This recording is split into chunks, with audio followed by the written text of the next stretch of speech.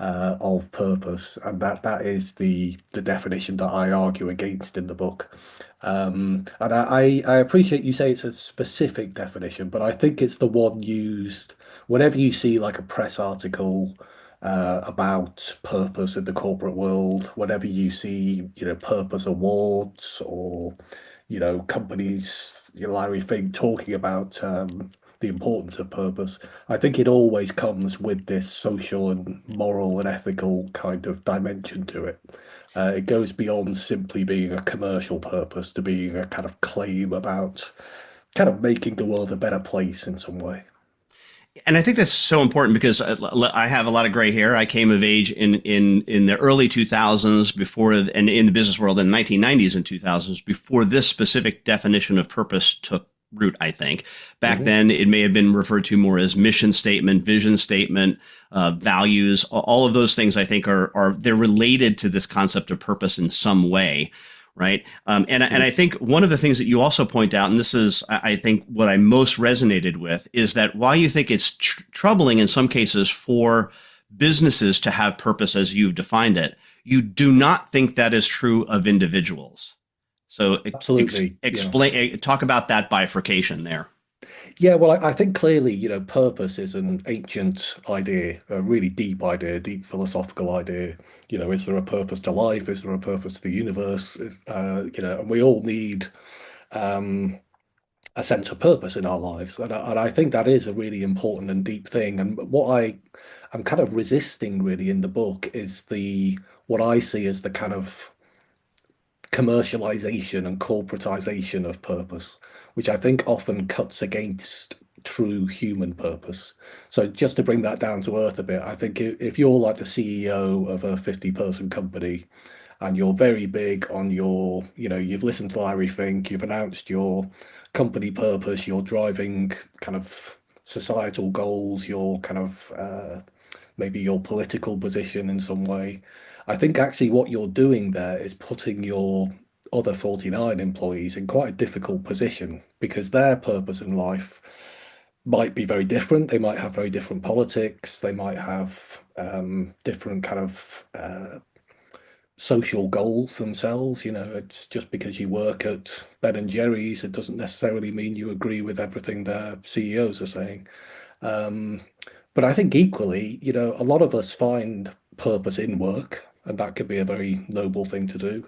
But many of us find purpose beyond work. We find it in family, in community organizations, in going to, sport every weekend, or just having friends, painting, writing poetry, whatever it is. And we see work as a kind of means to an end. And it's when your boss is kind of telling this story about how we're on this important societal mission, it can be a subtly controlling mechanism, which is effectively saying, can you work late? Can you work at the weekends? Can we pay you a bit less? Remember, guys, we're on a big social mission here. Um, and that may be a cynical reading of it, but I think that's part of what's going on beneath the surface, I think, with corporate purpose. Well, and again, going to my origins back in the 90s and 2000s, there was a thing where what you were trying to do is hire people who also believed in your mission, right? Whatever that mission Mm. statement was. So let's take, for example, John Mackey in Whole Foods, who, when he Yeah. started the company, by definition said, "Hey, we are going to give 1% of our profits away. That's what we're going to do. If that's something that bothers you, you probably shouldn't work at Whole Foods." Right. Mm. So what are your thoughts Yeah, on that yeah. with the when the origin of the company is based on some idea or ideal even, and then it's really a choice of whether the people who want to participate in that or not. Yeah, well, I think certainly companies, committing to giving a certain proportion of their profits away to charity, that's a time-honored thing. I think companies have often, it's one of the actual mundane, everyday kind of social goods that businesses do just by being businesses, is that they can make money, pay their employees, and have stuff left over to invest in community work and invest in charity work. And that's great. And that, to me, that's a separate issue to purpose, which is this idea that somehow it's part of the the reason for being, the fabric of your organization, that this purpose is written in. And I think there's a certain kind of hubris in that idea. I think to give money to charity, is great, but it's the charity really that's the purposeful player in that conversation. But I think what you often see these days is companies giving some money to charity and then doing a very loud marketing campaign about how purposeful they are. And at best, the charity might get a small mention in the end credits or something. Mm. Um, but I think that's something I've seen in a lot of, I come at this, I guess, I recently came at it from a advertising marketing angle where purpose has been a big thing. And I think there's been a wave of that kind of advertising of brands who sell, mundane things, beer, ice cream, soft drinks, whatever it is, but presenting themselves as the leader of the conversation on really important social issues. And I just find that troubling. I don't think that's what companies should be doing. I don't think that's how important social issues should be adjudicated and prioritized. I think it's better for businesses to have a bit more humility, to stick to what they're good at, and to actually remember the important distinction between for-profit organizations and not-for-profits and governments and democratic processes. So yeah, I went on a bit of a journey in that answer, but does that make sense? No, it does. It's very difficult. Like I said early on, I mean, we do have to agree with on some of these definitions stuff because Yeah. otherwise, the phrase I'll use is you're playing on tennis on two different courts, right? So you Hmm. both think that you're serving aces all of the time, and meanwhile, you're not making any points that Absolutely. are Yeah. are really scoring. But so I looked at it this way because I worked for a company that was for almost 20 years UK based, Sage, the software company. Mm. And there's a certain amount of things where you say I want my work that I do as an individual to have meaning and purpose, but I Hmm. don't necessarily need to derive my purpose from the company that I work for. In other words, it sometimes it feels in corporate environments like it's an imposition of the top down purpose on you as opposed to you selecting. I get purpose and meaning out of my life and doing other things, going to Mm. church, participating in community theater, that kind of stuff. I don't need my company to say, "Oh, and also you will get satisfaction from what we're doing as well." Mm. Yeah, absolutely. Particularly when I think companies often struggle to back up the noble intentions with the reality. I think there are companies that do a better job than others. Um, but I think a lot of these companies that talk a very high-minded kind of purpose language, um, it doesn't take much digging beneath the surface to see that, there are some questionable things going on. Um, as will almost inevitably be the case in a competitive market where all the incentives are aligned around profits and bonuses and dividends and so on. That's the game that businesses are playing, and I think inevitably they will be led by those incentives, whatever the however sincerely they kind of state what their intentions are. I Yeah. think the incentives ultimately win out. And I'm going to run a little bit over on this segment, Ron, just to let you know, but you can capture it from the second. I just have one more question. I think is just ties a bow on this though for Mm. that, and that is this.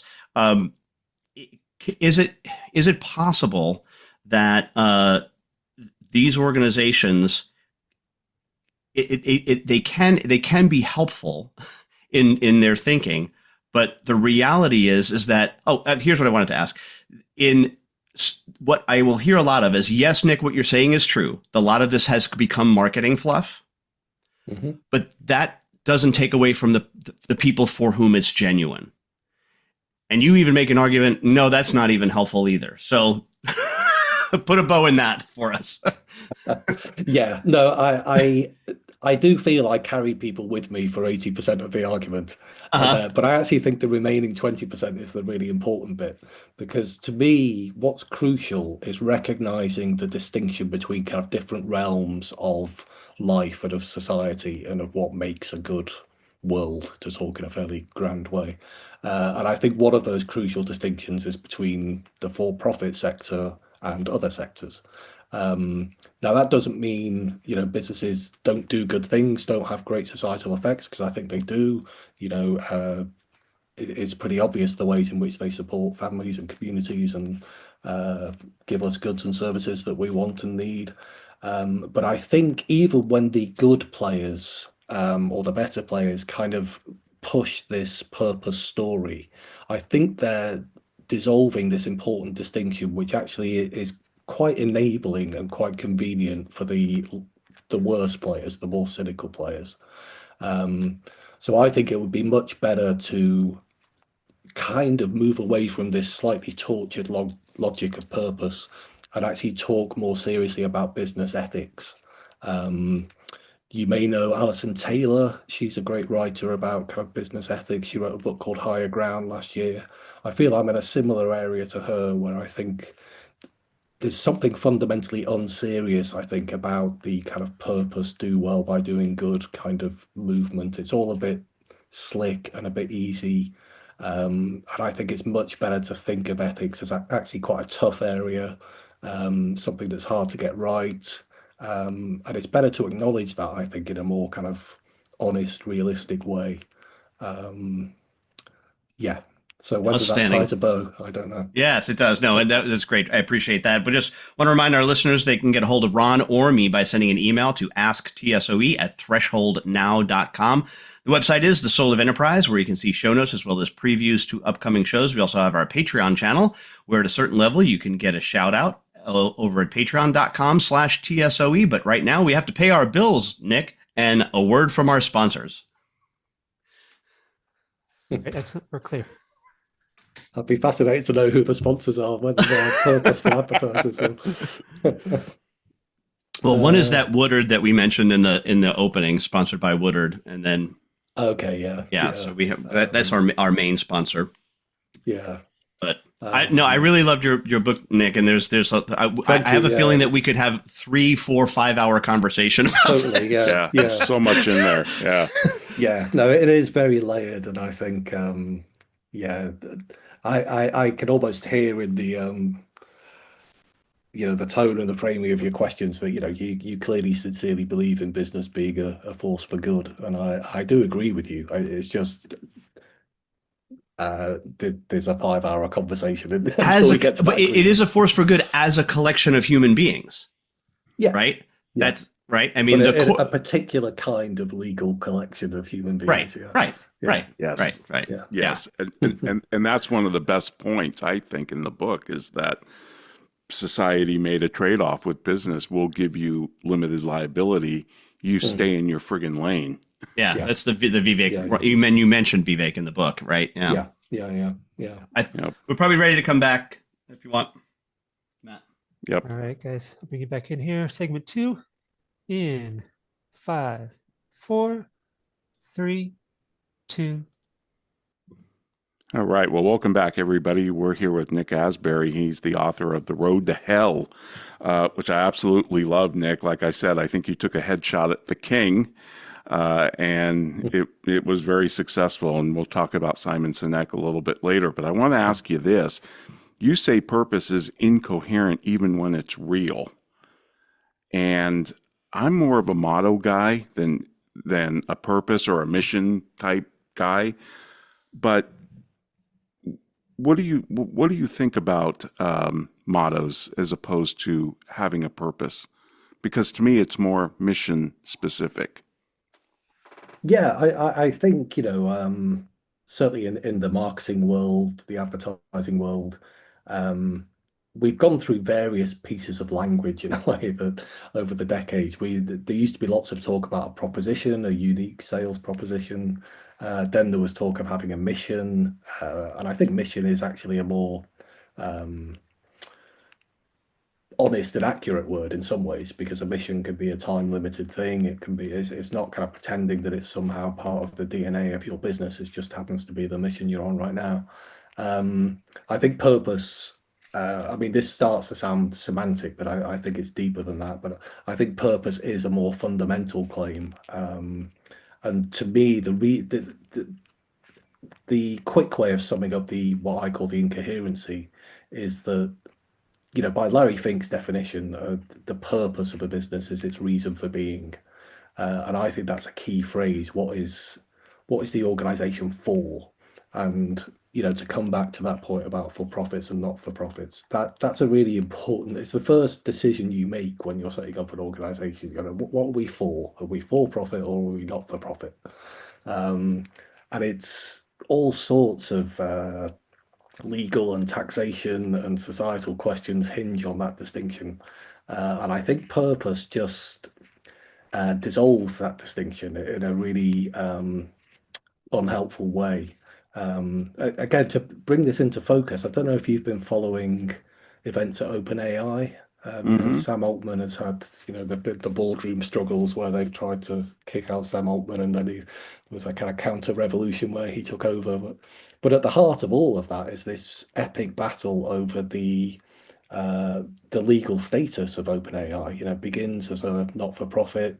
It then goes through this slightly tortuous process of setting up a kind of for-profit subsidiary within the not-for-profit. And then Sam Altman has been gradually trying to shed its not-for-profit status so that they can, attract more capital and grow as fast as he wants them to. But all of those battles and all of that, tension and drama and high stakes stuff would kind of be meaningless if none of these categories meant anything, which I think is what purpose kind of claims. Because the easy answer, if you're a purpose advocate, is, hey, yeah, of course, OpenAI can go for profit, but as long as they write a nice purpose statement and they really, really mean it, and that's never gonna kind of get taken seriously in the press or in all courts or wherever it is. And yet I think more widely we're somehow trusting corporations who keep telling us they're purposeful we're kind of taking them on their word and thinking, well, okay, fine. But yeah, so I just think there's a really important distinction that we have to stick to. Yeah, I loved how you pointed out that the founder of Patagonia, who set up the trust, said, Mm, well, the other option was to take the company public, but that wouldn't have worked because then all the emphasis was on short-term profits, kind of blowing up mm. the whole purpose thing for public Yeah, yeah, companies. That was a great yeah. observation of yours. Yeah, thank you. I do think, because if you work at, say, Unilever, you see Patagonia as the heroes, the model to follow, and yet he himself is saying in explicit terms that, you cannot be a public company and be purpose driven. Um, so yeah, I think in a way he's weirdly on my side of the argument, and at least in that paragraph of his letter. Um, yeah, so I just think this is. We actually mentioned in the break this guy Vivek Ramaswamy as well, who has made this point in his own books over the years. Um, but the interesting thing to me is I don't think this argument that I'm making is necessarily coded either left or right in a political sense, because there have been many kind of left-wing critics of corporate purpose Hmm. over the years. And in fact, you could argue it's a pretty traditional left-wing position to be suspicious of corporate power and corporate money taking over societal issues. And yeah, so there have been some great books by more kind of left-wing writers that make exactly the same argument as Vivek Ramaswamy, really. And I just find it interesting that no matter your political persuasion, you can actually still see these distinctions and the importance of them, I think.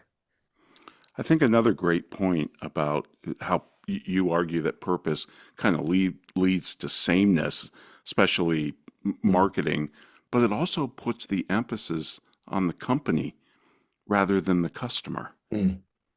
Yeah, And I absolutely. think that's a Yeah. damning criticism. Yeah, well, certainly in the advertising world, it's a damning criticism, I think, because it's pretty much a kind of core tenet of marketing, or it used to be, that advertising should center on the customer, on the reader, on the audience. You know, everything is geared towards them, their point of view. How do they see this product or service you're selling? And you approach everything in that state of mind. And the kind of the time-honored advice, if you're writing a headline, for example, which I've done a few times in my career, um, the first thing that juniors are supposed to be taught is you appeal to the self-interest of the reader on some level. And I think what purpose has done, and I suspect you've noticed this yourself just in kind of ad breaks and stuff.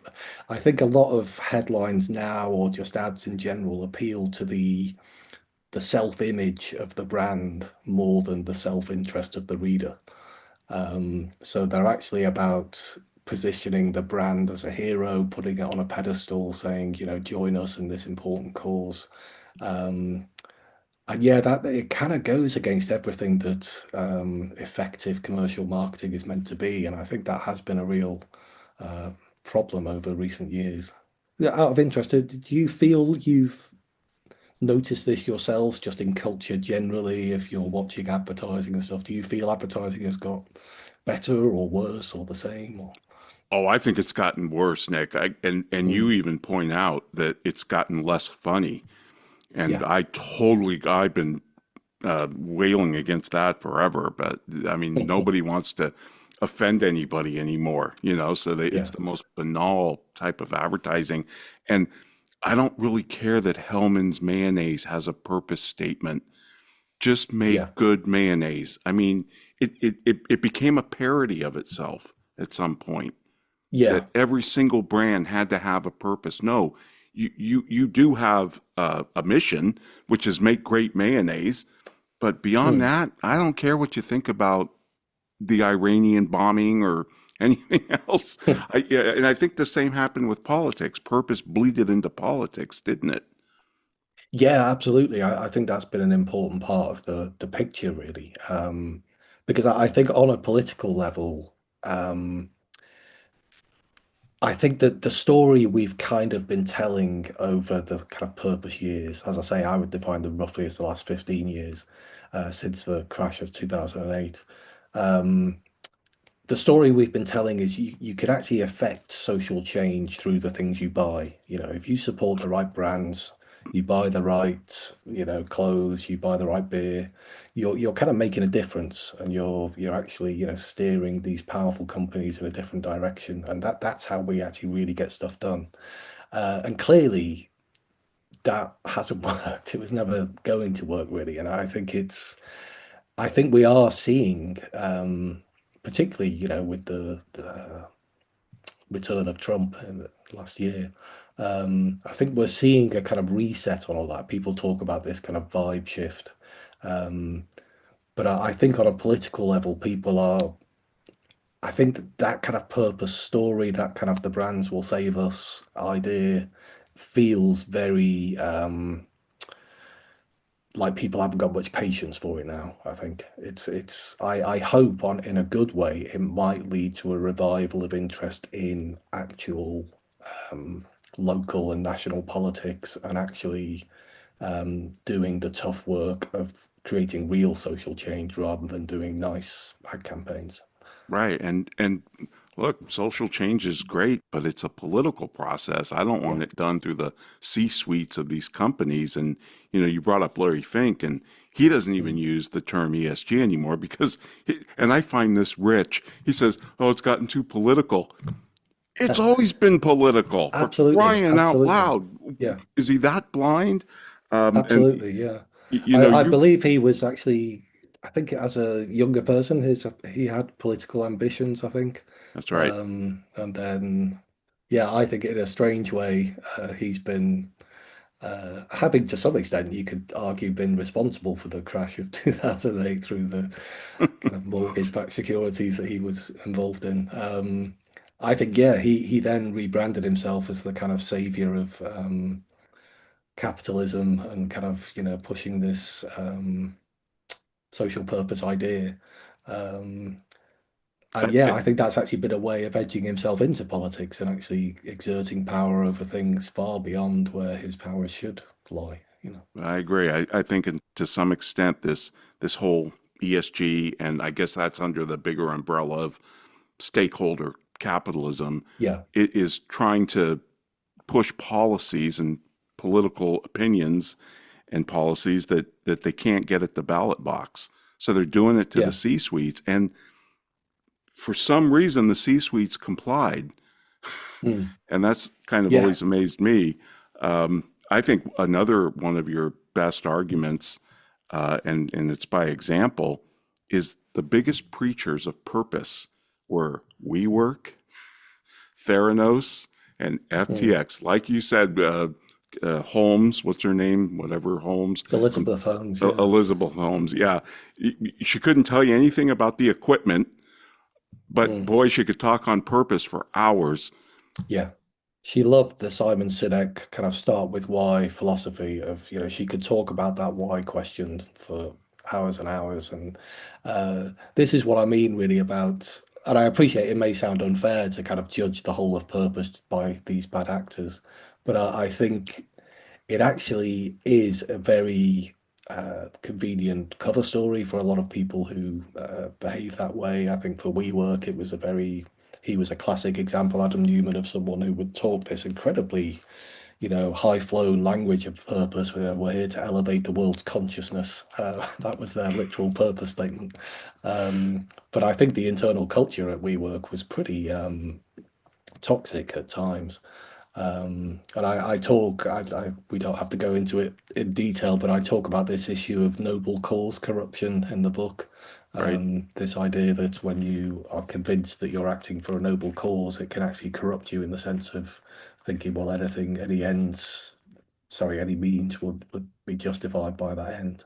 right. And I think Elizabeth Holmes maybe fell into that kind of ethical thinking, and it has been a kind of interesting feature of recent years, I think. And when FTX gets a higher ESG score than ExxonMobil, Yeah. you know that this stuff is completely arbitrary. Well, Nick, this is great. It's flying by. Folks, we'd like to remind you, if you want to contact me or Ed, send us an email to asktsoe@thresholdnow.com. And now, a word from our sponsors. All right, perfect. Good job. All clear. Excellent. Great stuff, Nick. Cool. Yeah, thank you. I feel like some of my answers are more focused than others, but No. all great stuff. questions. Some of our questions are more focused than others too, so don't worry about it. Yeah, there's so much I wanted. Yeah. It's such a big topic. I mean, we could talk Yeah. about the Friedman, doctrine. Doctrine, Yes, yeah. absolutely. Yeah. I think out of interest, have you come across the guy Tariq Fancy? He's No. just while we were talking about Larry Fink, he actually worked at BlackRock Oh. and was the chief sustainability guy. And left and kind of called out all the Yeah, BS on it. Yeah. Yeah. But when talking about ESG, he's really smart, I think, as a commentator on all that. Yeah, There's a guy at NYU too, right? Aswath Yes. Ramadan. He's brilliant. Oh, he's got these long blog posts, and he just takes down Yeah. ESG brick by brick. It's just incredible. Yeah.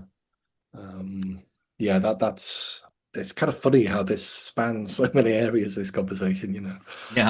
Yeah. I got into it through advertising, but then it goes into ESG, into politics, into economics, all sorts of things. And Yeah. Kimberly pointed out too back, and I went and got it, that the guy that you can differentiate anything, Theodore Levitt at Harvard, wrote a big paper about corporate social responsibility. I believe it was 55 or 57. Mhm. And oh, geez, it's prescient like you wouldn't believe. And I don't Yeah. know Levitt's political views, but he was right on. What he wrote was brilliant.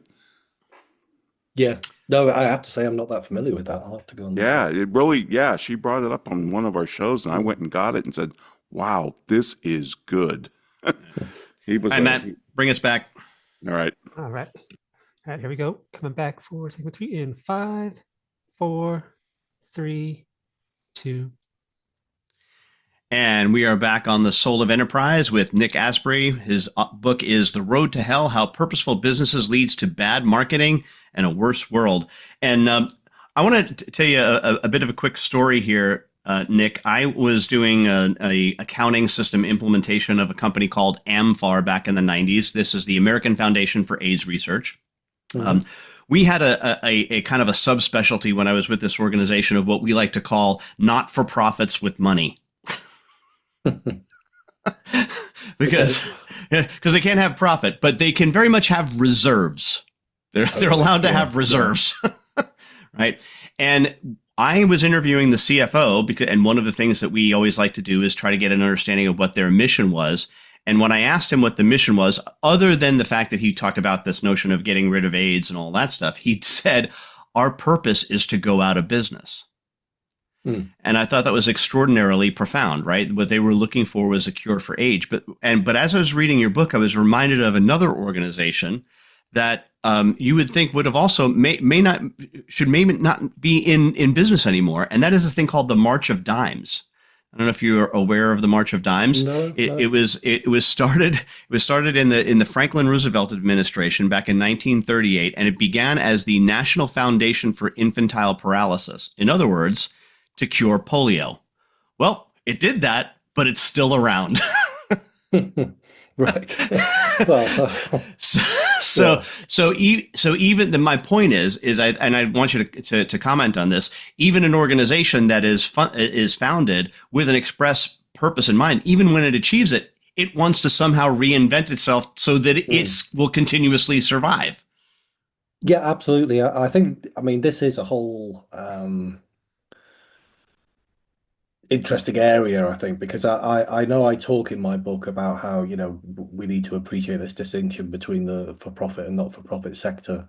And I'm always aware that that can sound like I'm somehow elevating the not-for-profit sector as this kind of perfect do-gooding world where all the incentives are pure and but actually I think I do actually a lot of work in the not-for-profit world, kind of branding and writing work, and yeah, that's a strange world of its own where there's all sorts of incentives to actually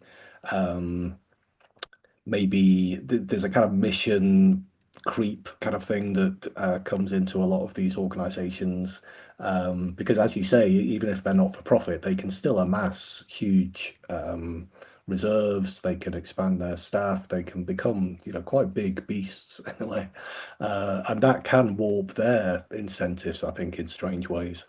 But at least we've got some kind of at least polio is actually being cured in that story, which is, good news.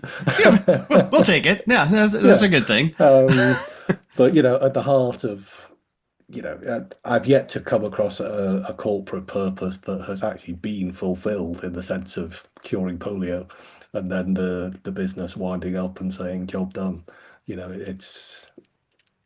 It may sound trite in a way, but that can't happen because there's no such thing as a for-profit charity. It's like there's a reason those don't exist.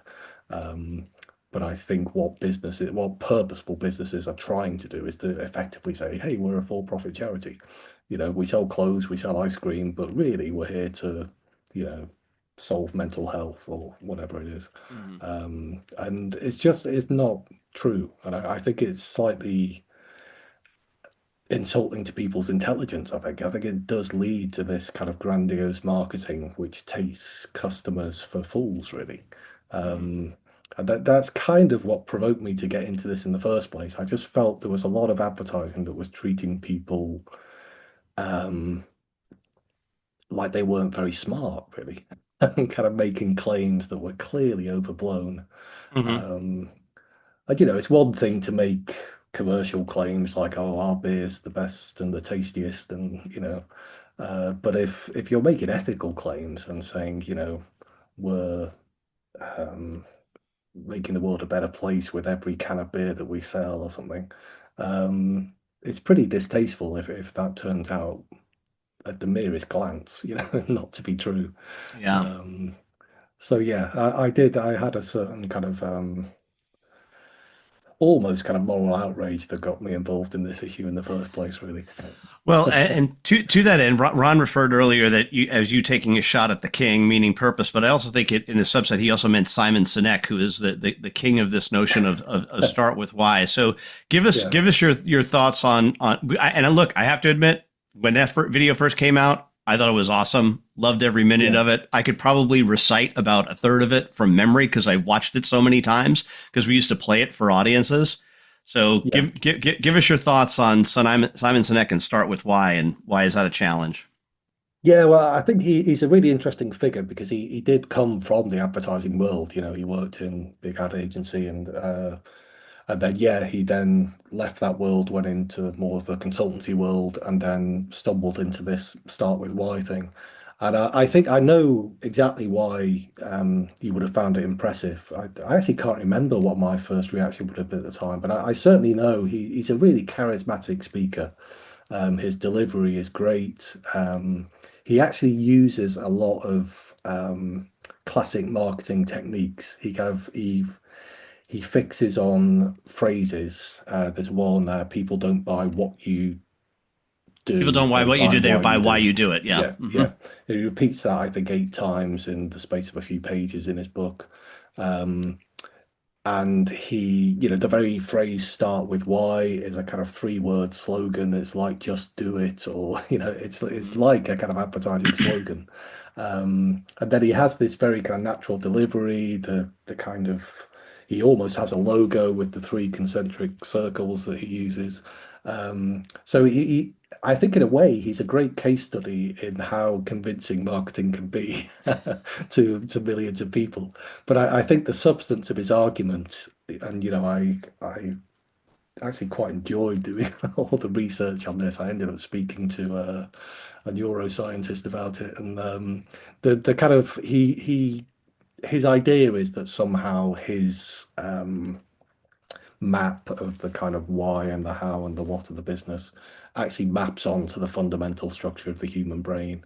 And I go into it in the book, but it's essentially just, even at the time he was writing, it was based on a very kind of outmoded model of neuroscience that had already been kind of discredited, and yet he was using that as the basis for his kind of revelation, and he really laid it on thick. It would be, he said, this isn't my opinion, this is biology. And he would say it with such conviction that you would kind of think, yeah, God, this guy must know what he's talking about. But it was just, on a purely just kind of scientific level, it was nonsense. You could say, okay, fine, maybe the science is nonsense, but the ideas are really good and powerful. But I think even there, he's continually telling these kind of just so stories where he'll take a successful business like Apple, for example, and then he'll tell this kind of retrofitted story to say how it started with why. According to Sinek, it would be because Steve Jobs was in his garage and he had this driving social mission, and Sinek just kind of shrugs and say, hey, we just happen to sell computers. But, really what he's in it for is, adding, I can't remember what it was even, but, adding kind of beauty and elegance to the world or something. And it's a backward story, I think, that doesn't kind of map onto reality in any useful way. We've no idea whether there were 15 other Steve Jobs on the street in their own garages, with exactly the same kind of why in their head, who got nowhere because they weren't selling very good computers. Yeah. And actually, I think so much of business in reality is about opportunism, spotting a gap in the market, kind of flexing to different circumstances, being quick on your feet, being prepared to kind of change your strategy when the right moment comes along. And this idea that it's all driven by this fundamental why, I think it just doesn't. Yeah. It doesn't work. It's one of Kimberly's arguments that she made on the show is, especially in the U.S., we have these thing called B corporations, which are those where you've got specific not-for-profit goals in mind, and they're going to do all this stuff. But she said she has students come in who want to start these companies, and they're like, well, we're going to do a farm to table restaurant, let's say, And she's like, well, but what's your model for profit? Well, and they just say, well, but it's a farm to table restaurant. It's, it's okay. That's great. Yeah. But you still got to run the business. Absolutely. You need to kind of bottom the house. Yeah, and they're just thinking, oh, it's going to be successful because it's got this noble purpose behind it. So therefore, people are going to flock to it. Yeah, absolutely. Yeah. And I'm sure Cynic would come in and have some answer to that, but I just think it's just the wrong place to start, really. I think for businesses, and I think it also, again, I've actually unfortunately been involved in some of these processes where a big brand will come to me or someone I'm working with and say, "Oh, we've been watching Simon Sinek. We need to work out what our why is. We need to write our purpose statement." And these are companies that are sometimes like 100 years old and have been doing really well for decades. And now they're scratching their heads in these meetings that go on for months, these processes, trying to work out what their why is. And I kind of think, well, if you really need this much soul searching to kind of come up with a form of words you're happy with, then it probably isn't what you started with, and it probably isn't really your why. Right. How about produce the best widget you possibly can? That's there you go. Yeah. All right. Produce great widgets and pay your people fairly and be a nice place to work. That's there you go. Cool there you go. Yeah. Well, up against our last break, this has been fantastic. Nick, Ron is going to take you on the fourth segment, but we'd want to remind our listeners they can contact either one of us by sending an email to ask@TSOE at thresholdnow.com. And now a word from our sponsors, including Woodard. All right, perfect. All clear. Cool. Awesome. So that's Simon Sinek done. Yeah. So you have a kind of a line in there that you're a Catholic, or at least brought up Catholic. I'm actually a practicing Catholic too. But have you read any of the papal encyclicals such as Rerum Novarum or because I think there's actually some really interesting things in there from a business perspective. Yeah, I did. I read something. I can't remember the title of it, but it was from the late 90s, I think, and it was talking about the ethics of advertising. I'll perhaps send you the link after this, but I wonder if it's. Well, Rerum Novarum from Leo the XII, who was back in the early 1900s, and he was writing about socialism, the rise of socialism. But he also makes saying that that companies need to exist too, and property ownership. Anyway, I just wanted to loop that back in, but I know. Yeah, no, that's side conversation. Yeah. Religion's a whole other dimension to the conversation. Yeah, for sure. Nick, I'm probably going to jump off purpose, maybe. Except I want to ask you something else about Sinek as well. So, okay. Cool. Matt, I think we're ready. All right, Matt. Okay. All right, here we go. Final segment, guys. In 5, 4, 3, 2. Well, welcome back, everybody. We're here with Nick Asbury, the author of The Road to Hell. And Nick, you were talking about Simon Sinek with Ed, and you mentioned that the way he framed the golden circles was based on a triune model of the brain. And he talked to Dennis Hopper's wife's parents or something who were neuroscientists. I've been reading a book called The Immortal Mind, and it's from a neuroscientist and a neurosurgeon. And he's basically making the argument that the brain and the mind ain't the same thing. There's a spiritual component to the brain that we don't understand. And he just assembles all of his incredible data and scientific research to prove it. But one of the interesting things, and this is a great law out of your book, explain, what is it, Brandolini's law? This is wonderful. I love it. Yeah, I wish I had the exact wording to hand. I have it here if you want. Please. I'll read it, and then you can. So this applies to Sinek's work. You say, and Brandolini's law is the amount of energy needed to refute bullshit is an order of magnitude bigger than that needed to produce it. Boy, do Ed and I know about this. We spend our life in this law, never had words for it. Now we do. Yeah, it is a very. I'm not even sure who Brad Bellini was, but I do. I mean, I've found making this argument about purpose over the years, and it's drawn me into various arguments on LinkedIn and various kind Okay. of real life events I've been to and things. And people are often very, quite rightly, they're quite demanding in their responses. They want to know your evidence, your, sources, all that kind of stuff, which is all completely as it should be. Um, so it takes a lot of energy on my part to kind of keep those arguments going. And yet my frustration is that when you look at some of the founding texts of purpose, including Sinek's book and various others, a guy called Jim Stengel did a book called Grow that was Mm, quite influential. right. And the claims in there, the kind of empirical claims, are so shaky and so, don't stand up to any questioning really. And yeah, I don't see them drawing the same kind of heat and having to expend the same energy defending their claims, except from maybe people like me. But I think there aren't as many voices on this side of the argument, although I'm certainly far from the only one. And Nick, another thing you took on, and I love it because I don't like this either. The whole generational Mm. cohort, and you call them the Gen Z whisperers, the ad agencies that play to the, oh, we know how to speak to Gen Z, and then you point out there was some research. I forget who did it, from 2022, surveying Gen Z's favorite brands. And these are the kids that are supposed to be purpose driven and want meaning and their Mm. favorite brands: YouTube, Google, Netflix, Amazon, M&M's, Walmart, Target, Doritos, Kit Kat, and Oreo. That's Yeah. hilarious.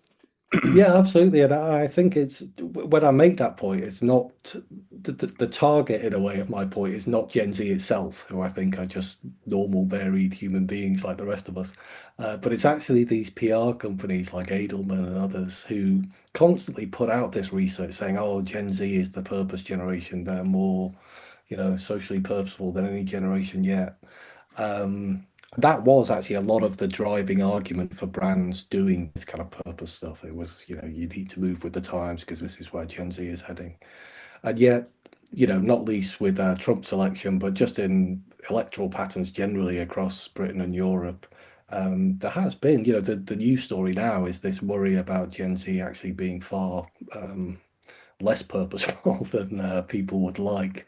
Um, Trump's share of the vote amongst younger voters, both male and female, went up from 2020 to 2024.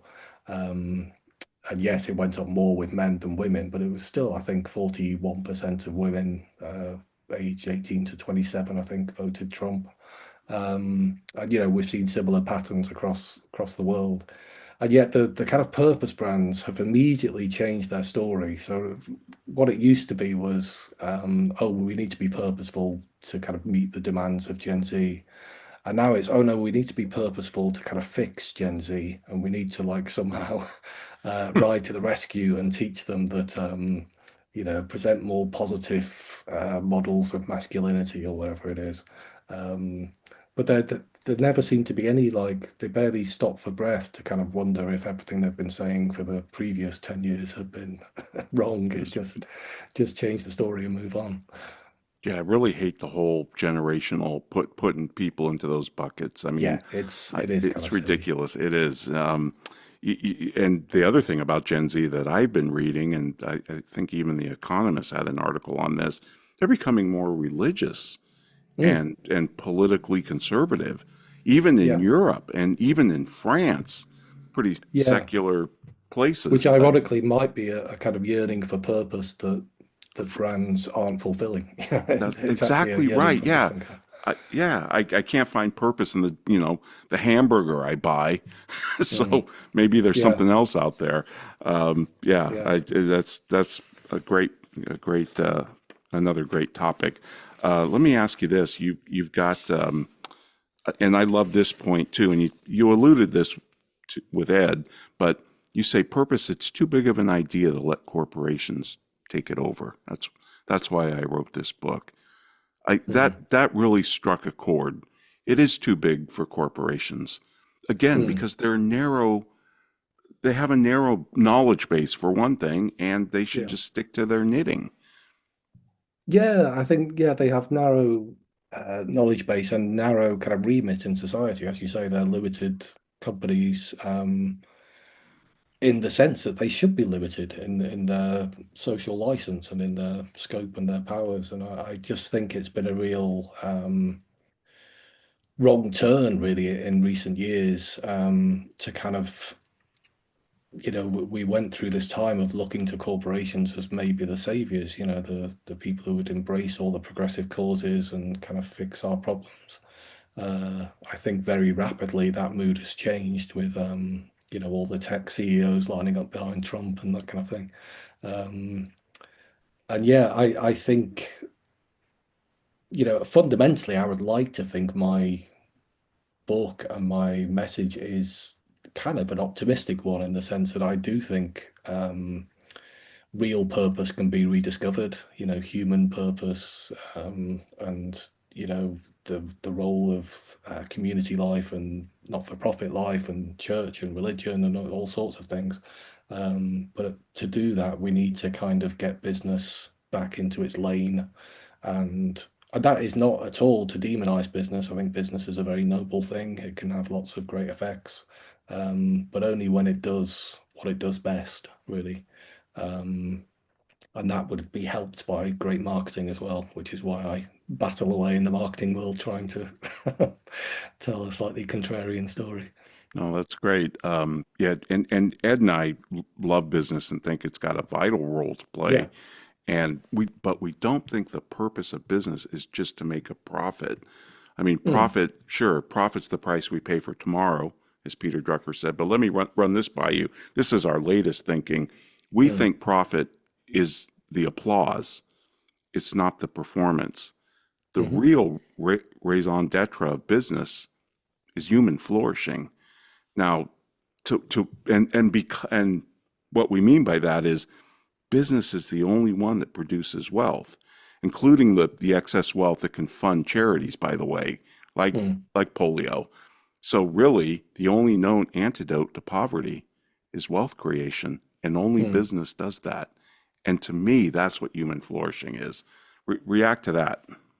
Yeah, no, I think it's a saner way of framing the whole thing.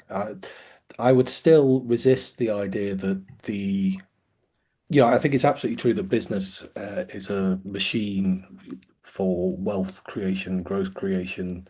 Um, to say that there's a bit of a, I think, slide you then make in the argument where you say that equates somehow to human flourishing.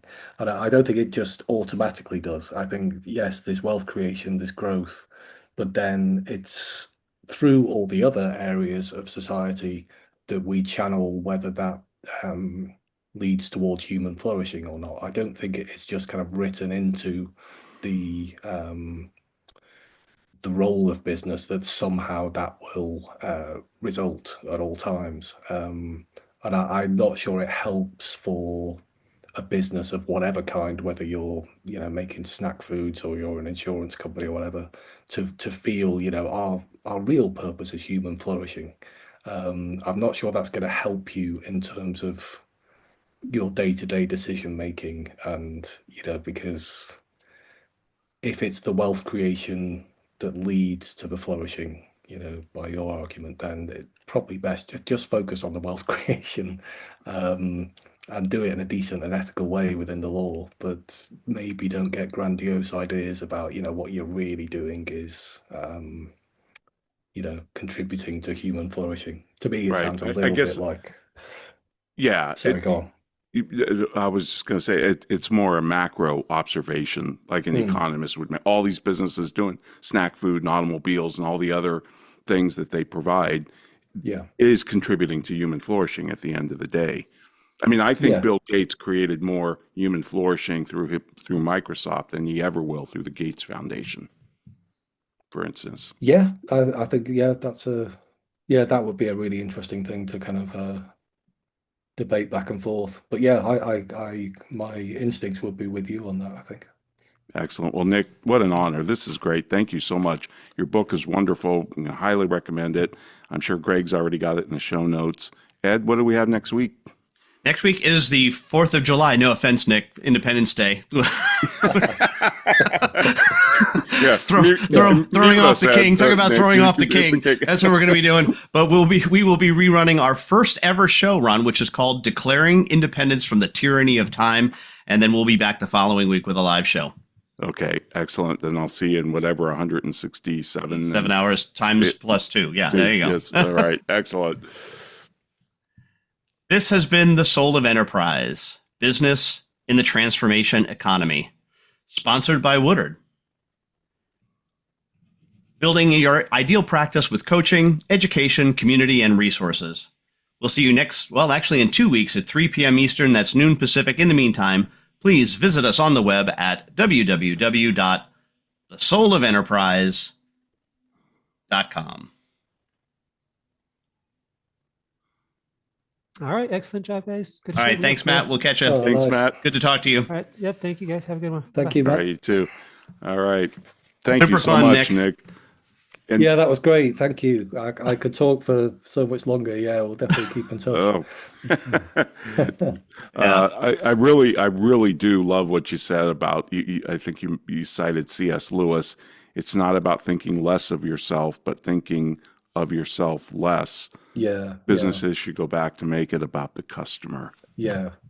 And I do think, what you were saying about human flourishing and stuff, I think, we could almost have started with that question and talk for an hour, because I do Sure. think, just on some fundamental level, the three of us would be pretty aligned on that. And it's really refreshing, to be honest, talking to you two who understand kind of business and economics and the bigger questions, because quite often I end up having quite superficial conversations in the marketing world. But you Right. guys have clearly, thought about this stuff a lot. Yeah. You joke about the mayonnaise. I had mayonnaise with a tuna fish sandwich today, and it helped me flourish. It was a great sandwich. So nothing wrong with that. I happily parted with the $4.29 for that jar of mayonnaise because it made a great sandwich. So nothing wrong there. Yeah. I do want to share with you, Nick, if you got I know it's late down there, but I wanted to and we didn't get a chance to talk about this. There's so much to talk about, but two of my favorite quotes from you in the book are, "Whoever you are, your job is to communicate with people who aren't you." I love that. Yes, I love that. It's great.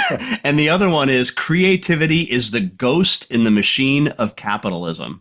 That is a great line.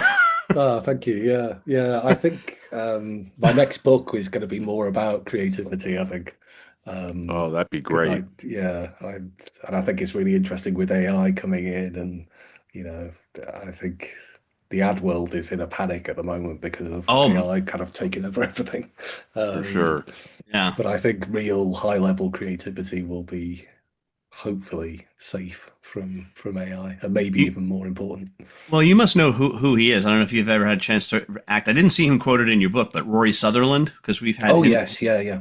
I don't know him personally, but I've been to his talks. He's brilliant. Yeah, and he actually nicely recommended my book on Twitter. So. Yes. Oh wow. Great. And AI ain't replacing Rory Sutherland anytime soon.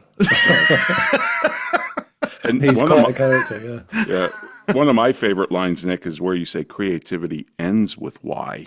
Yeah. That was good. That was good. Yeah.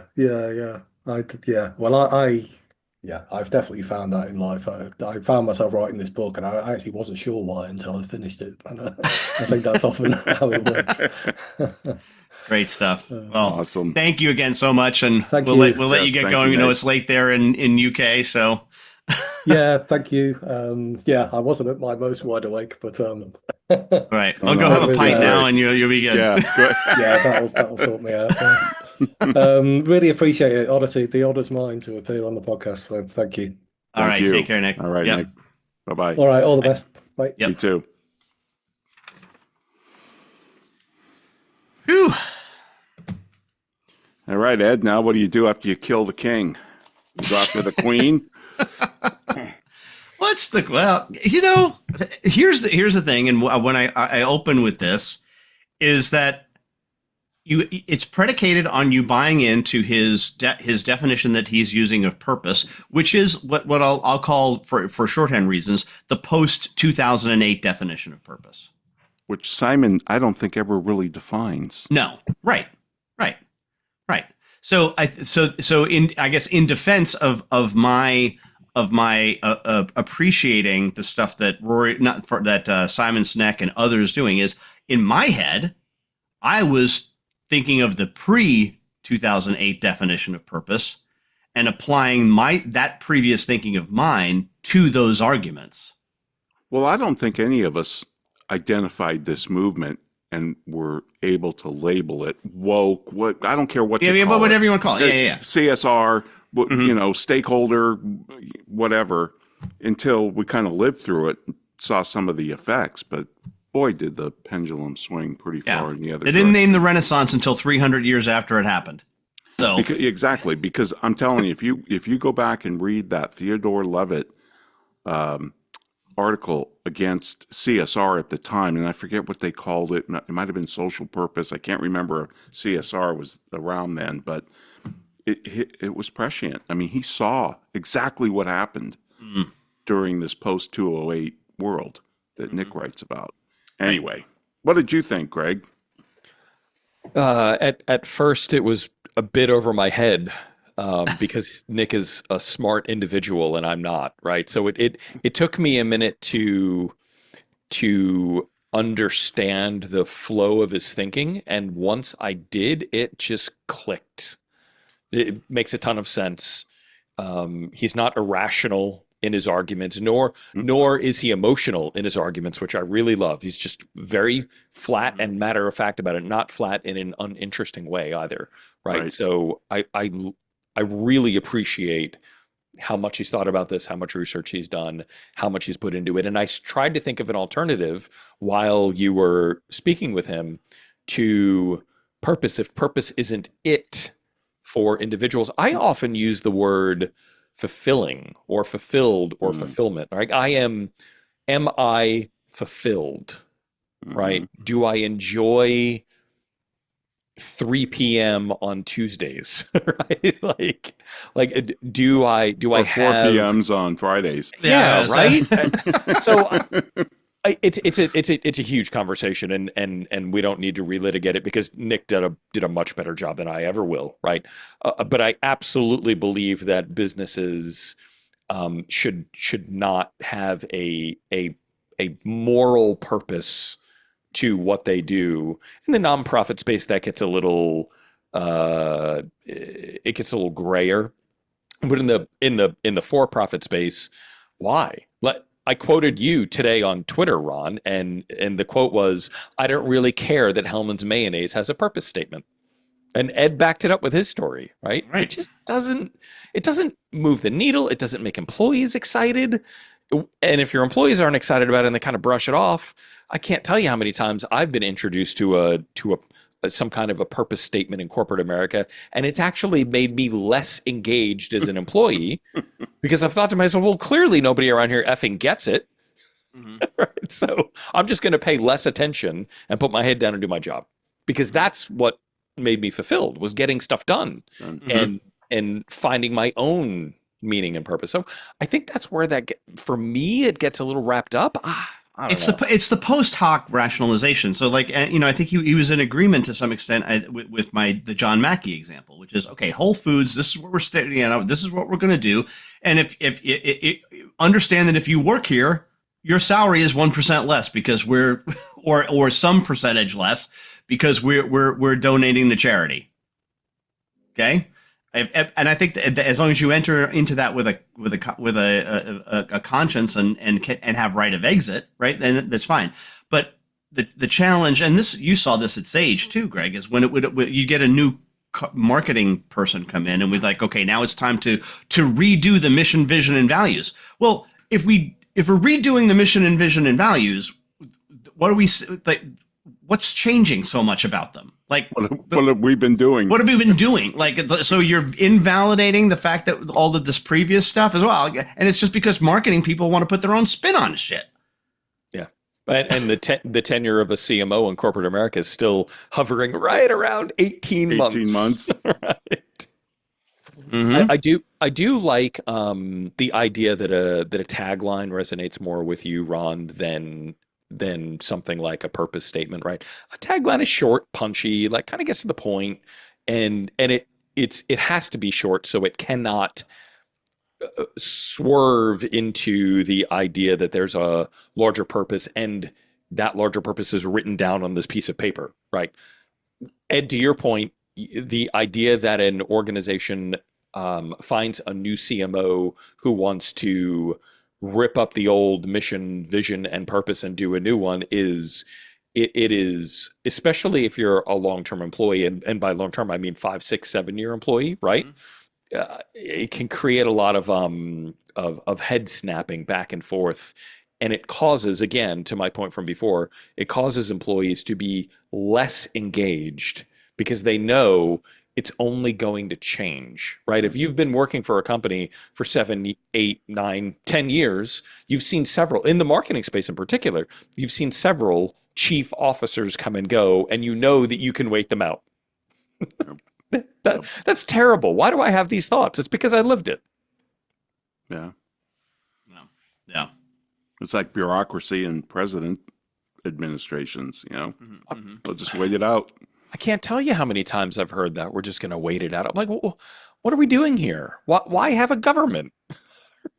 It was somewhat interesting. I'm not going to say unique, but it was a little bit different in a software publisher such as Sage, and even Microsoft has this to a certain degree, and Great Plains at the time, is that if they did not like a VP of sales, the partners who were not employees of the company, but the partners could see to the expedient removal of said VP of sales.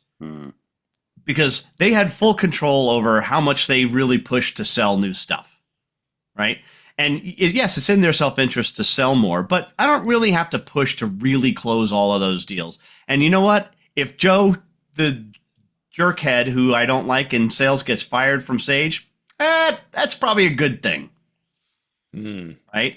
And it was always astounding to me how many people would come in a VP of sales role and think, okay, now they're in charge of all of these partners who are going to do what they say.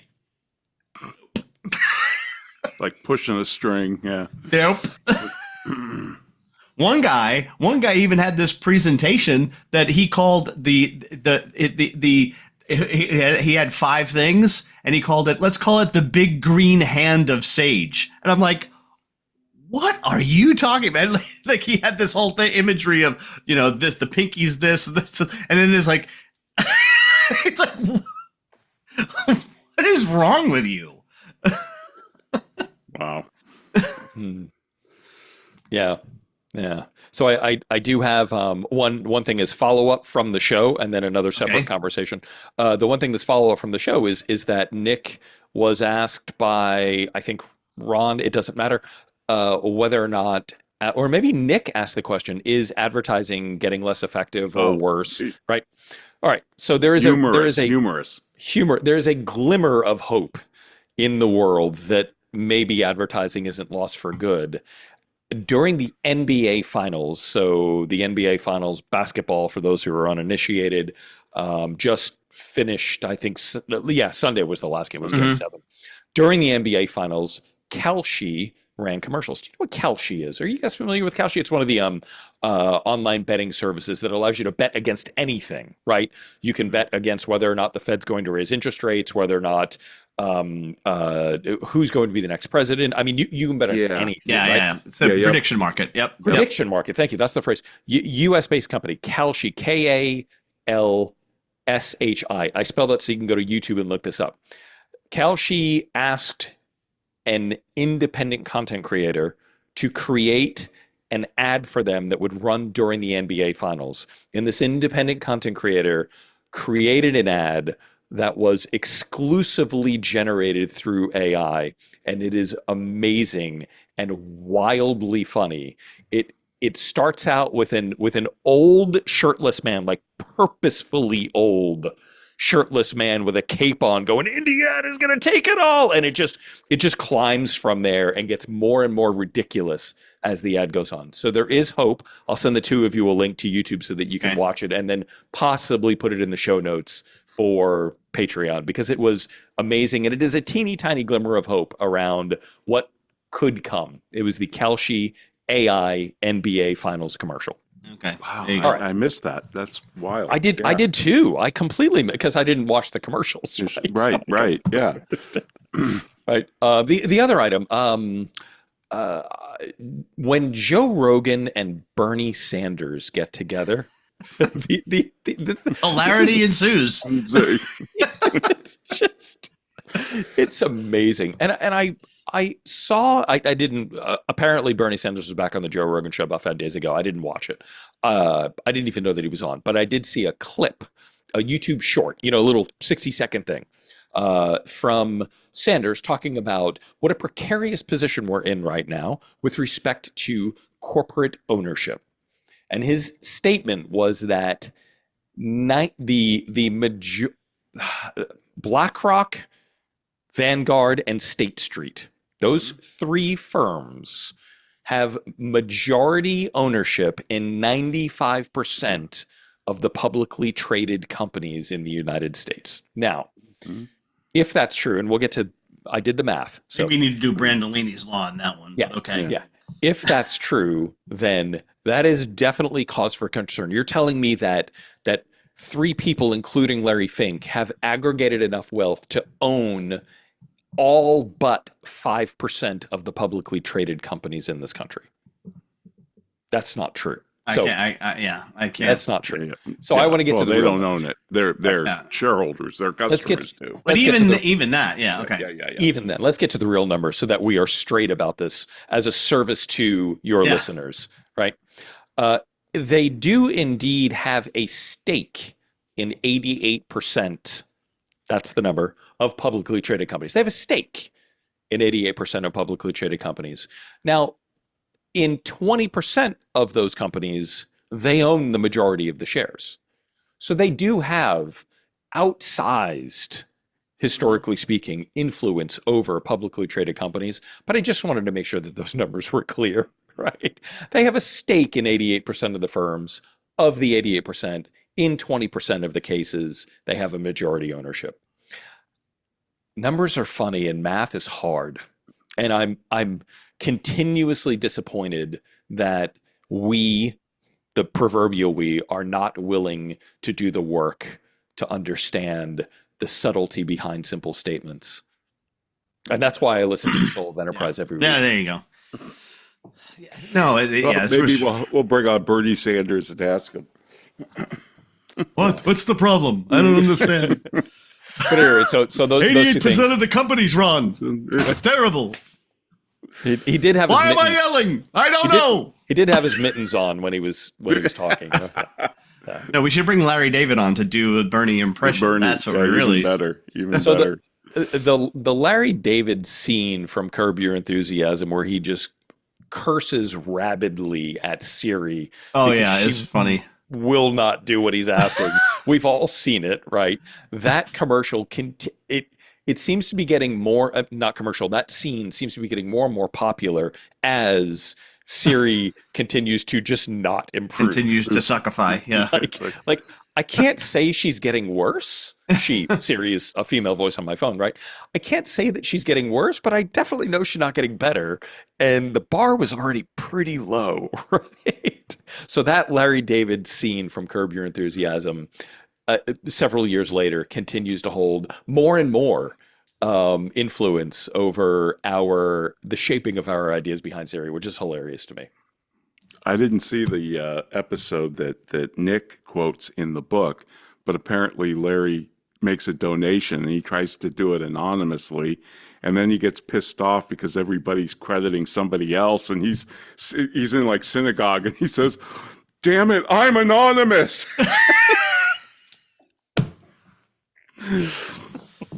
I watched him yesterday for the last season, I guess. Season 12, I think, was the last season, when he goes to Atlanta and gets arrested for giving water in line at the polling because of the new law. It's that season, and very much a thing, by the way. You can get arrested for giving water to people standing in line at a polling location. Yeah, and I'll tell you, all of those episodes from that season, there's some major belly laughs. I mean, the guy is funny. Yeah, he is. Yeah. He's fun. He's obnoxious as all get out, but it is the situations he comes up with are hysterical. Yep. Yep. So at any rate, those are my things, and I'll send the Kalshi commercial on. I want to see that. Share, please share do. it with your listeners. Awesome. All right. All right, you guys have a bonus episode to do. All right. Thanks, Greg. All right, get Thanks, into it. Greg. All Catch right. up. Bye. Have a good weekend.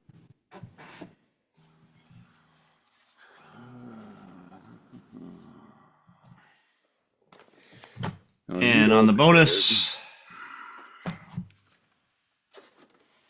well, I'll open with this, Ron. So Okay. it's very curious because you're talking about Brandolini's Law, and we talked about that today on the show. I had a one thing from June 17th, and this is, 10 days ago, that was Brandolini's Law. Now, this is before I read Wow. the book. I've never You must- run across that law. You must not have missed it because it was in Kevin Williamson's column. One of his columns, he mentions Brandolini's Law. Okay. The amount of energy needed to refute bullshit is an order of magnitude bigger than it's needed. And then there is Williamson's ratio. He says this is the much less successful version of this. Williamson's ratio, which is 40.44 to 1, the average number of intelligent English words it takes to refute one word of dishonest, illiterate horsepucky. Beautiful. God, that is so true. Either one of those laws is true. I mean, it's amazing what you have to go through to refute the bullshit. Well, yeah, and we've talked about this. There's another quote around this is like I can't even begin to tell you where you're wrong, or it's like you're so wrong. It's one thing I read was Richard Feynman, who was looking at something and he said, "That's not right. That's not even wrong." Yeah. Like, where do you start? Right, that's not even wrong. Well, but what's Gilder's way of phrasing it from back in Wealth and Poverty? Incontrollably inverted on itself, right? Or there's some turn of phrase that he uses. Yeah, he quotes that story about the guy trying to pull his self out of quicksand by pulling on his hair. This is okay. It's in regard to Say's law. Say's laws was not only refuted, it was implicitly reversed with cause and effect hopelessly confused in the proposition that demand creates its own supply. Right. Yeah. Yeah. Oh, I know. Keynes just said, well, this is wrong. And everybody said, well, Keynes refuted Say's law. No, he did no such thing. Yeah. He asserted it was wrong with no proof. Mm-hmm. Yep. Yeah. Oh, and then the take and you will be given unto. Well, I had a guy come up to me in the bar, Ed, at Scaling, and regale me with why he lost $40,000 value pricing and went back to hourly billing. Mm-hmm. And it doesn't work. You need to keep time because you need to know your margin. You need to know if you priced it right. We do an excellent job on scoping. We have experts. We're experts in our field. And he just sat there and continued for 20 minutes. And, I'm a pretty patient guy. Mm-hmm. But there's a point that I'll blow up. Mm-hmm. And I blew up. Oh, Ron! In the bar. And I just stood up and looked at him and said, because at first I kept saying, well, God bless you.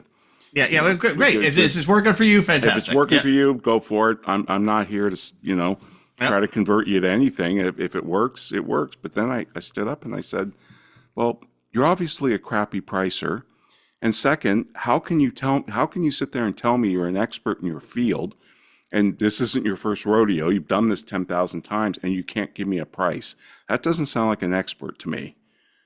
And he said, well, you can't give a price. I said, firms do it all the time. There's firms in this bar that do it. We're sitting with Robert and his team, they do it for, and the guy just, I mean, it was like the most passive aggressive thing you've ever seen. It was just, 20 minutes, Ed.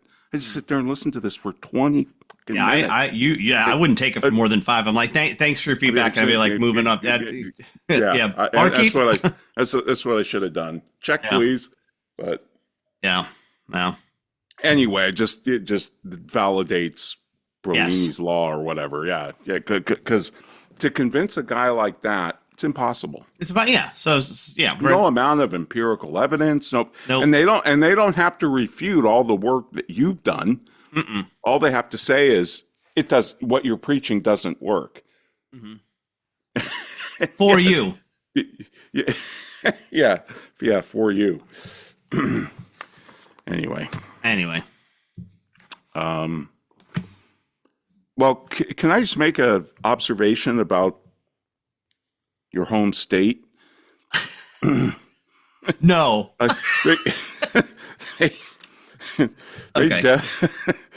New Yorkers certainly made a rank choice. That home state. I thought you can mess with New York now. You can't mess with Texas, but okay. Okay. This how do you even say his name? I've never heard it said because I haven't been watching. Mamdani. I think it's Mamdani. Yeah. Mamdani. He's a socialist. Yep. And here's just some of his platform. He's pledged to freeze New York City rents, which is great because it's rent control. Create city-run grocery stores, which is critical, Ed, because of the food deserts. Make buses free. Provide free child care. Implement a $30 minimum wage. And create a Department of Community Safety that will be employed by mental health workers rather than police officers to address the subway issues. Raising taxes on the rich will pay for all this. Oh, and by the way, he's an anti-Semite. Good luck. He may not win, Ron, because do you see a scenario where he doesn't? Yeah, I do. Okay, give me a because Curtis. I think I've heard that Curtis Sliwa is the Republican nominee again. So he has at least some name recognition. But also Eric Adams, who's the current mayor, is running as an independent. Right. So it's only going to require then 33.4% of the vote, at least theoretically, because you don't have to have a majority. Right. Well, this guy got 43% or something of the Democratic vote in the Democratic primary. Right. Okay. Yep. So my point being is that you have a valid 3-way race with a known independent because he's currently the mayor. There are not 0 Republicans in New York City. Right. And there's probably a good number of people who would normally vote for a Democrat who are going to vote for either Eric Adams or Curtis Sliwa instead of this guy. And Cuomo still is deciding, right? He might run as another independent too. Yeah, he might try to an independent. Now, I think that would be a mistake. But it was a pretty clear refutation of him. Exactly. And that was the problem. I mean, if they had put up somebody else probably against this guy who just whatever, they had a better chance of winning. It was definitely a negative anti-Cuomo vote. Yep. That was the mistake, is allowing him to get in there. So. Gotcha. Okay. Well, yeah, I gotta love that platform. It's going to be interesting to see what happens if he does get elected. Will you start to see companies begin to move out of New York City? Now, I did see there's a blog post somewhere. I didn't get a chance to read it. I think I have it saved somewhere though, is to how monarchical is the mayor of New York City. In other words, how much power can the mayor wield unilaterally and just say, all right, we're going to do free housing, or we're going to do these grocery stores or whatever. 30 minimum wage. Yeah, he's got to go to the legislature. The city council is what it's called. And he's got to get a vote on that. And then, there's probably going to be lawsuits then, right? So it's the same process as all. Sure.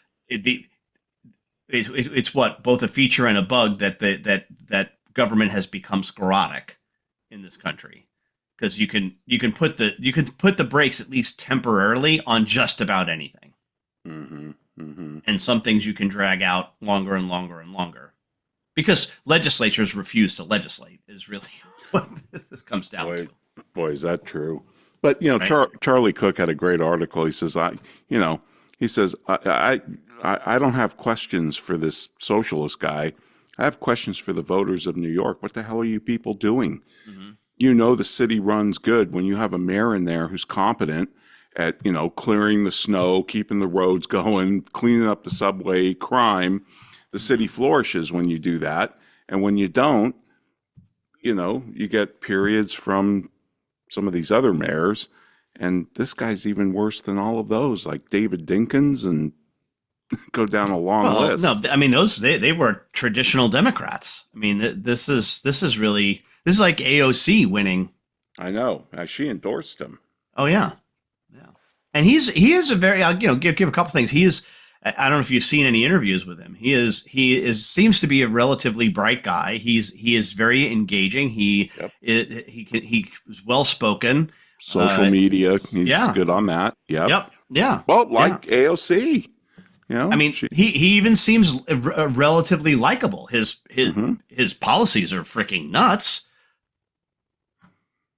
But let's chalk it up to laboratories of democracy.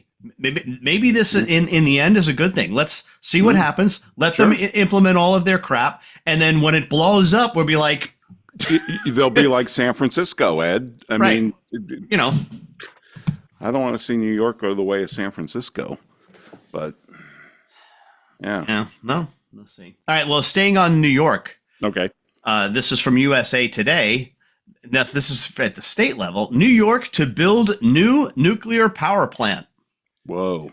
To power upstate factories. So 1 gigawatt plant will generate enough power for 1 million homes. It will be built by the New York State Power Authority in an upstate site to be selected in the coming months. Kathy Hochul, who is the governor, has supported this energy source, which was vilified by left-leaning environmentalists, and places her at odds with Democrats in New York who want to build out more solar and wind.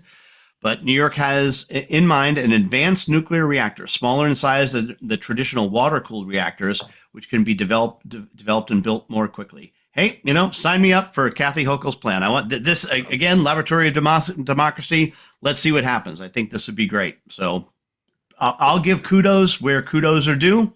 Absolutely. And that's Make it happen. That's reality. We're running into physics with this stuff. When the demand on the grid and all of that. Yep. I mean, this is physics, man. Ask Spain. Well, so you saw the Supreme Court limits nationwide injunctions. Yeah. And then they punted on the birthright citizenship. And yes and no. Okay, yeah. Well, I guess they didn't necessarily rule on it either way, did they? No, because that wasn't the question that was presented, right? Right. So I've read scholarly law articles, especially this one by these two guys who are leftists, by the way, and I'm pretty sure it was Georgetown Law University, and they went through the whole 14th Amendment, natural born, does this apply to what's happening with the immigrants who give birth here? And they said, no, it doesn't. And they said, this isn't right. And I don't know. I've read conflicting things about it. And all I'm saying is Congress needs to clarify it one way or the other, because the president can't do it. And I don't even think the Supreme Court can do it. Well, the Supreme Court by default will do it unless laws are passed. And how do you think they'd rule on it? It's a good question. I don't know. I think that they would. I think that they would probably allow it to continue.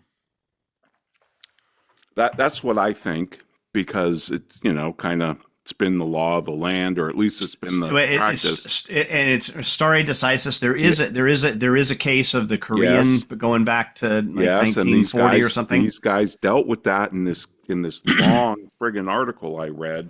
I'm telling you, it was a compelling article. Well, it is. Did you listen to the interview of Peter Robinson with Justice Alito? Yes. And Alito makes a very interesting distinction. He says there is a difference between scholarly review articles. Yes. Yes.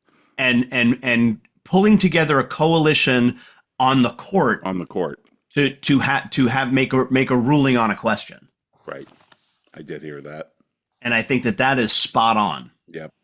Agree. And Sarah Isger has this notion that the court is not 6-3. She calls it a 3-3-3 court.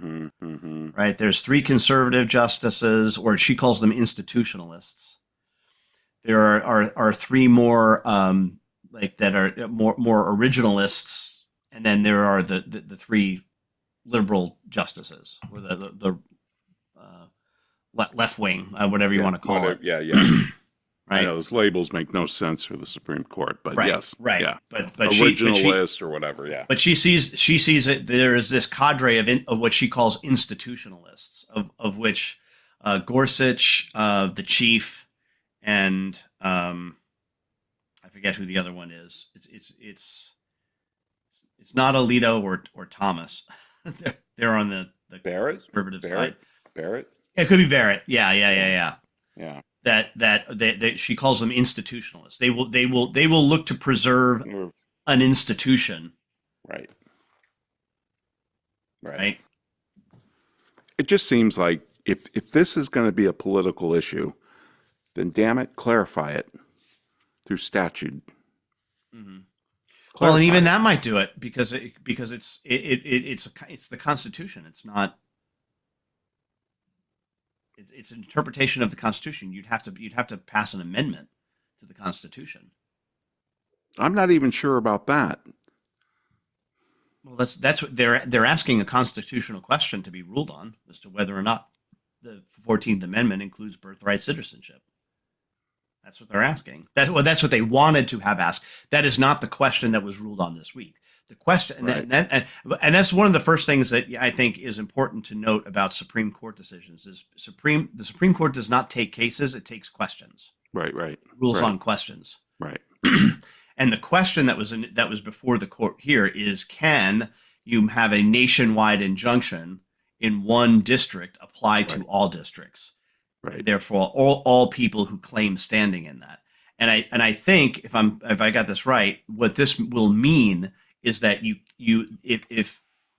what they can do, what can happen is it's rather than an individual, which is what they're doing now, trying to bring a suit that puts a nationwide injunction in place, they can bring class action lawsuits on behalf of a class, because that's different from what's going on here. And if you think about it, that makes more sense, right? That if you say there is a class of people that needs legal protection, as opposed to then this individual in this individual circumstances that apply to all others, right? That doesn't make as much sense as, no, here is a class of people who are all in this same related group. It qualifies for all of them, and they exist across all districts.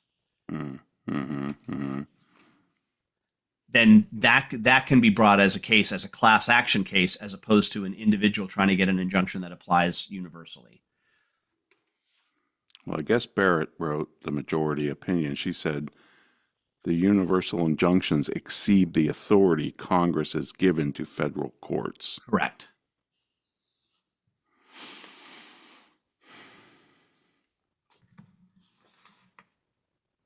Correct. So that's for the injunction, but that doesn't. Right.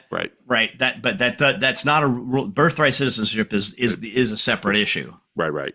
Yep. Yeah. The court did not weigh in on the legality of the birthright citizenship order itself. Nor will they. Right. So, all right. Well, this is interesting, Ed. The guy who runs the United Auto Workers, Sean Fain, this is Dominic Pino. Boy, he got glowing coverage the last few years. Even President Biden wrote his for Time magazine, their list of 100 most influential people in 2024.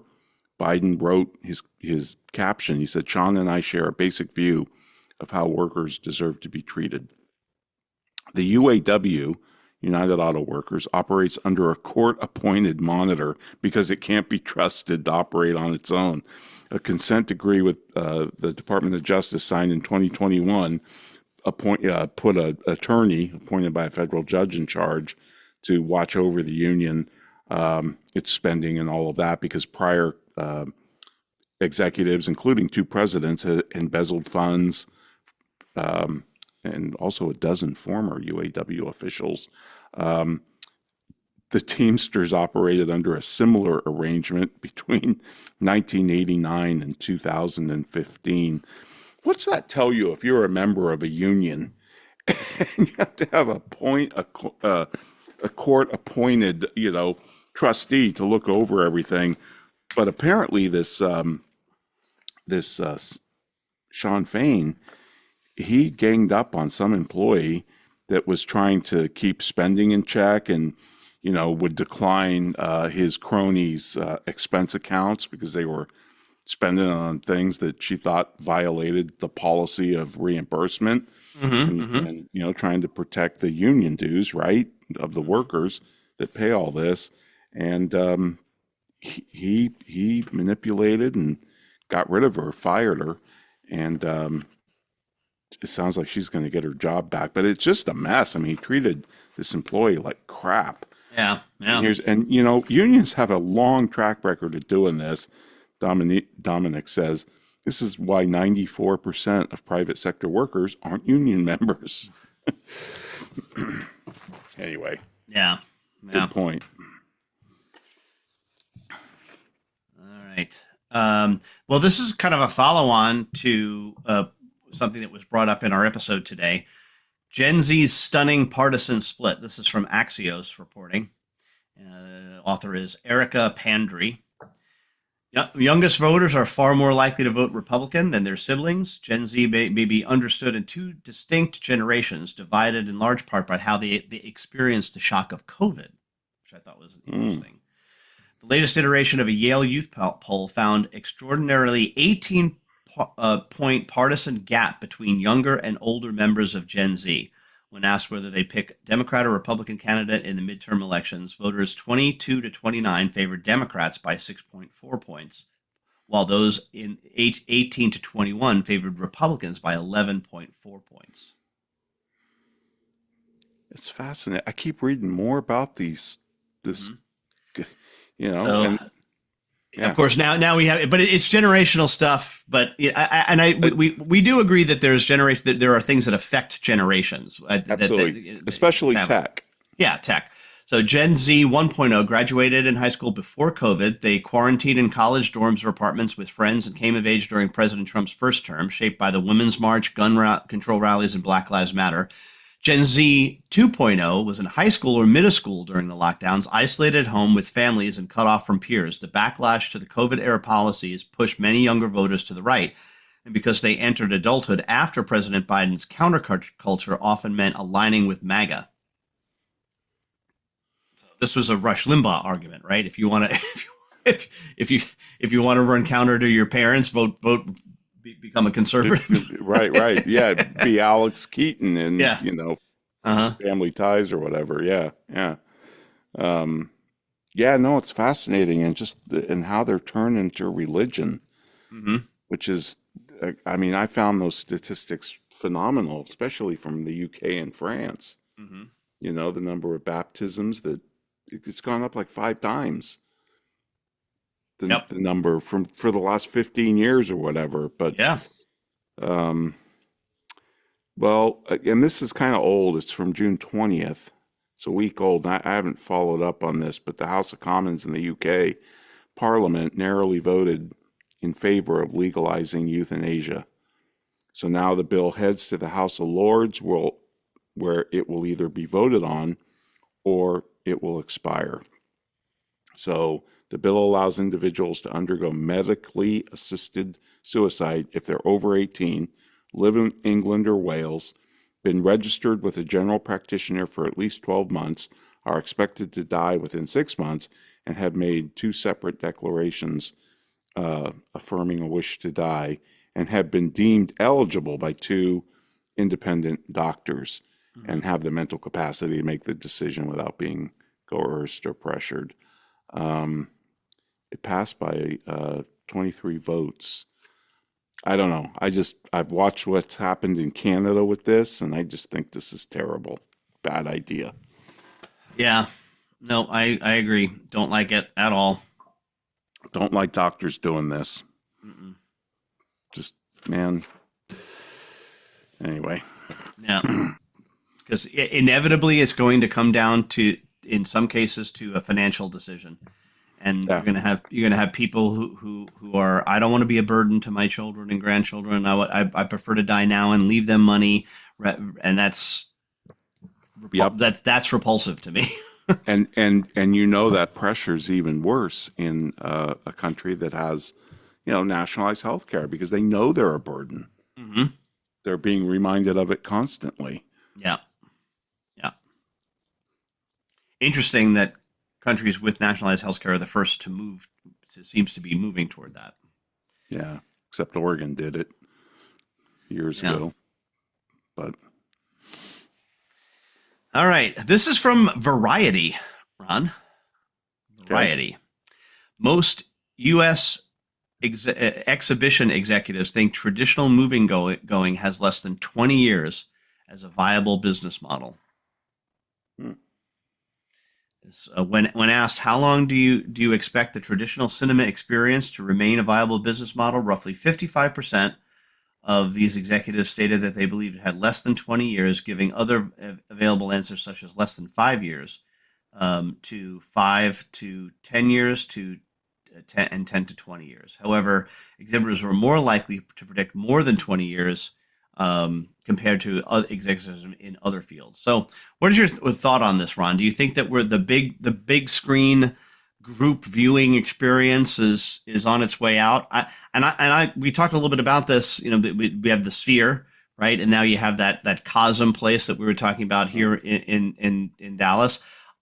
The LED screens are becoming cheaper and cheaper and cheaper. I can certainly see new houses being built not only with just rooms where you have but in these entire screens that are curved, right, that give you the full perspective reality around it. And I don't know, why would you go to a movie? Do you really want to experience it with other people that much?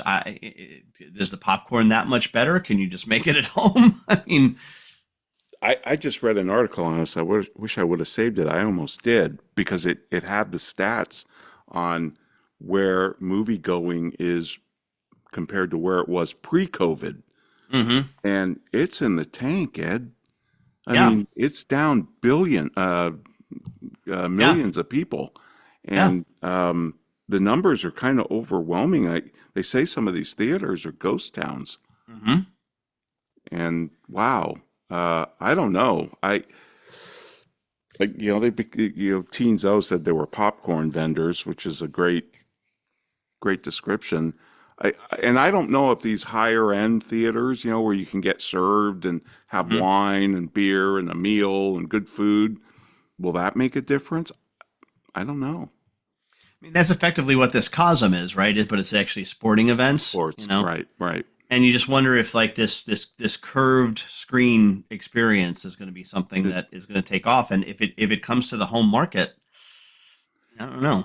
So this thing they're doing at Sphere, the Wizard of Oz, which is really cool, because you you see she's got the shoe, the feet like Yeah. that's a great and that thing is huge, by the way. Yeah. What is that going to be? Is that like a screen adaptation of the movie? Or I don't know. The movie? I know it's going there. I don't know what they're doing with it exactly. Wow, that's interesting. Because apparently it's a pretty cool venue for like music, for bands and stuff. Yeah. But I guess it could be a play, couldn't it? Yeah. Interesting. Yep. Well, I have a new indicator for you, Ed. I've never heard of this. This is Dominic Pino again. Trade intensity. Trade intensity. Okay. Do tell. This is calculated by the World Bank. Kind of reminds me of the misery index. You take the unemployment and add it to the inflation. And that's the misery. This is calculated by adding together a country's imports and exports and then dividing it by the GDP. Okay. And 25% is the United States trade intensity for 2023, according to the World Bank. So this is exports plus minus imports. No. Oh, plus imports. Plus. Okay. Plus. Because it's trying to capture how much trade you do. What percentage of your GDP is trade, related to trade, international export trade? Or import. Yep. Right. Now, look, I don't know how some of this is, if it counts for double counting and supply chain. Yeah. Some of the gross output stuff would pick that up, whereas maybe these stats don't. But we're at 25%. And the U.S., this idea that the U.S. has been overrun by imports and we're at 25%, it's one of the lowest in the world. Only 2 countries have a lower trade intensity than the U.S. This is amazing. Ethiopia and Sudan. We have a low trade intensity. In other words, this doesn't really, the trade, it shouldn't matter. It shouldn't matter. Australia and New Zealand, roughly twice as high as the U.S. The world average is 59%. We're at 25%. The United Kingdom's trade intensity is 64%. Canada, 67%. Germany, 83%. Sweden, 106%. Netherlands, 166%. And Singapore, 311. Well, because it's just a rock. Exactly.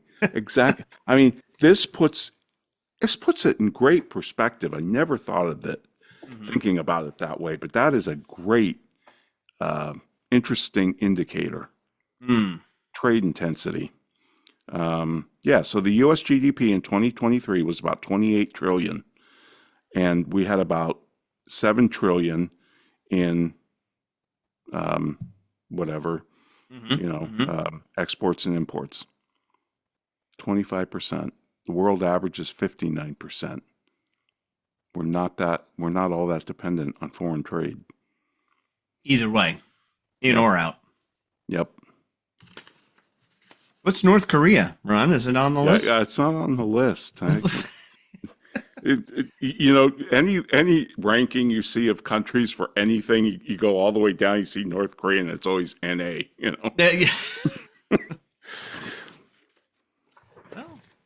It's good they don't keep statistics, Ron. It's just well, they do. They just don't want to share them. Could very well be. All right. CNBC from CNBC. Uh-oh. No. I guess maybe. Oh, I know it's financial, right? Yeah. Haley Cuccinello from June 19th. The U.S. added 1,000 new millionaires a day in 2024. It's home to the most millionaires of any country, a tally of 23.8 million in 2024, according to a new report by UBS. Swiss Bank estimated that the U.S. minted some 379,000 new millionaires last year, or more than 1,000 a day, for an increase of 1.5%. Mainland China came in second at 6.3 million, up 2.3% with 141,000 new millionaires. By a percentage, Turkey's millionaire population increased the most with an 8.4% bump. Wow. Very interesting. Mm-hmm. Be interesting to see the breakdown. I read a story on this from the UK, Mm-hmm. and the Economist was railing against the fact that a lot of these millionaires have been minted through, inheriting the family home. Mm. And so they were, what do they call it? An inheritocracy or something, inherited wealth. Mm-hmm, mm-hmm. Because, this dying generation is a hell of a lot wealthier than we've Right. ever seen. And guess what? They're leaving it to the kids.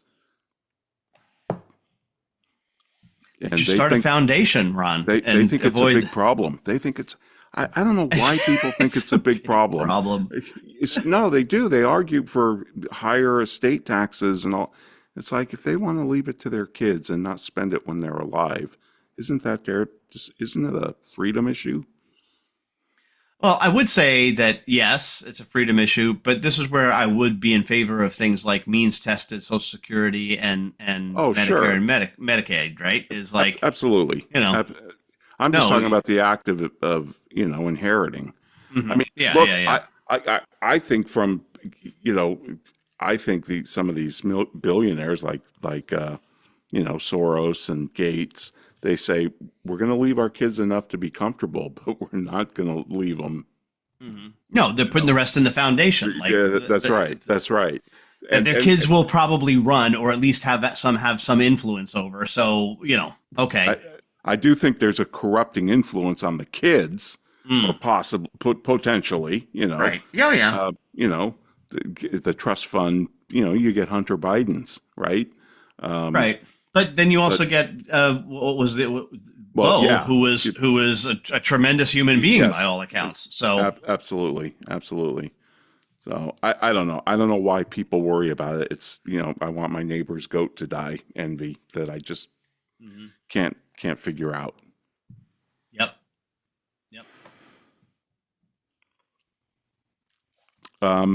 This is fascinating, Ed. This is a National Review. This guy's talking about artificial intelligence and grammar and writing, and he says the modern algorithms, like Grammarly and GPT and all of that, is going to flatten American writing, giving it a dull Soviet-like sameness. He took one of Tom Wolfe's essays, Tom Wolfe, one of the greatest writers, and threw it through Grammarly, and it gave it an 81. Yeah. For readability, and a readability score of 66, suggested over 500 corrections in an 11,000 word story, and suggested 22 word choices, different words,